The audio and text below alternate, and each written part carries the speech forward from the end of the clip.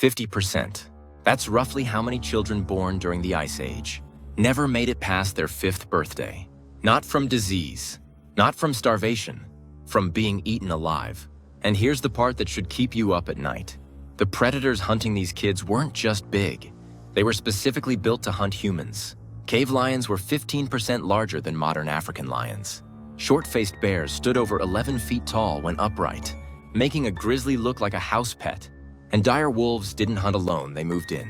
Coordinated packs, targeting the smallest, weakest members of a group first. Sound familiar? So how did anyone survive long enough to become our ancestors? How did Ice Age parents without weapons, walls, or emergency services keep their children breathing? The answer is both terrifying and remarkable. And it tells us something about human beings that school never taught you. Let's go back roughly 20,000 years, to the peak of the last glacial maximum, the coldest, most hostile stretch of the Pleistocene epoch. Europe is an unrecognizable frozen steppe. North America is dominated by megafauna, so large they make modern wildlife look like a petting zoo. This is the world your great-great times 1,000 grandparents raised their babies in.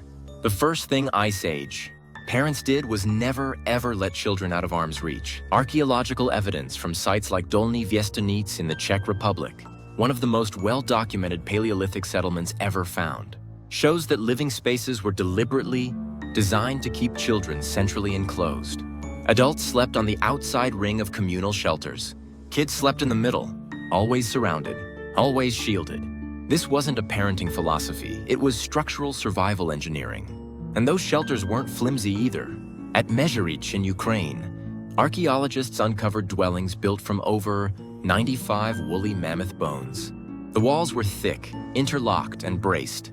These weren't built for warmth alone. They were built to hold against something trying to break through. Because something was always trying to break through. Cave hyenas were among the most persistent threats to human settlements. Unlike cave lions, which tended to stalk and ambush at distance, hyenas tested enclosures. Bite marks from spotted hyenas have been found on children's bones at multiple European sites, telling a grim story of what happened when the fire went out, or the group let their guard down. Fire was the single most important child protection tool these parents had. Not food, not tools, fire. Studies on Paleolithic hearths show they were kept burning continuously, not just at night, but throughout the day. Experimental archaeology has confirmed that cave lions and most large predators of the era maintained a hard buffer zone of at least 30 to 40 feet from open flame. Ice Age parents essentially built force fields for their kids, made of burning wood. You go out, the fire goes out, people die. That's simple. But fire only works if you have people to maintain it. And that brings us to probably the most underrated child survival strategy in human history, the group itself.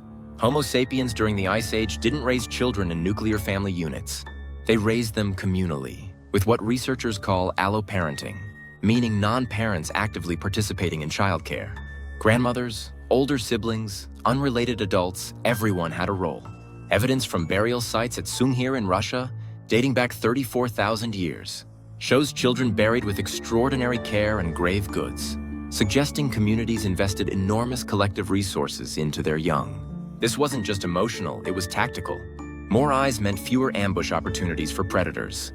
More adults meant someone was always awake, always watching the perimeter.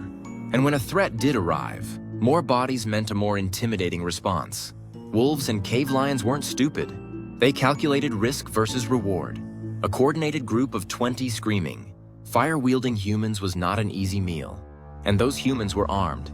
Early projectile technology spears tipped with flint and bone emerged at least 300,000 years ago, long before the peak of the Ice Age. But what's fascinating is how those weapons evolved alongside predator pressure. Atlatls, or spear throwers, dramatically increased, throwing range and force, allowing hunters to engage short-faced bears and cave lions from a distance that kept them alive. Parents didn't just protect passively, they actively hunted the things hunting their children. Mass kill sites, like the mammoth bone deposits at Przedmosty in the Czech Republic, where dozens of mammoths were killed in coordinated hunts, show just how organized and proactive these communities were. Children were also trained early. Skeletal analysis of juvenile remains from this era shows muscular development patterns consistent with regular physical labor, beginning around age 6 to 8. Kids weren't coddled. They were prepared. By adolescence, a young person in the Paleolithic could track, hunt, build, shelter, and read the landscape for danger signs. Survival knowledge wasn't learned from books. It was physically embedded into their bodies through years of guided experience. And yet, despite all of this, the fire, the weapons, the communal structures, the training children still died, regularly, heartbreakingly. A cave lion that weighed over 600 pounds moved in near total silence. A dire wolf pack coordinated like something out of a nightmare. And a sleeping child, for one unguarded moment, was the most vulnerable thing on the planet. That 50% figure isn't just a statistic. It's the price humanity paid to keep the species going. Every person alive today is descended from a child who survived the Ice Age, who had a community strong enough, smart enough, and relentless enough to protect them. That's your actual origin story.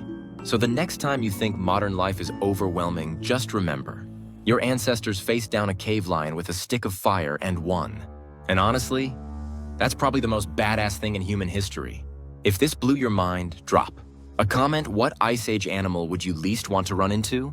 And if you want more forgotten history that actually matters, subscribe to Yesterday's Secret.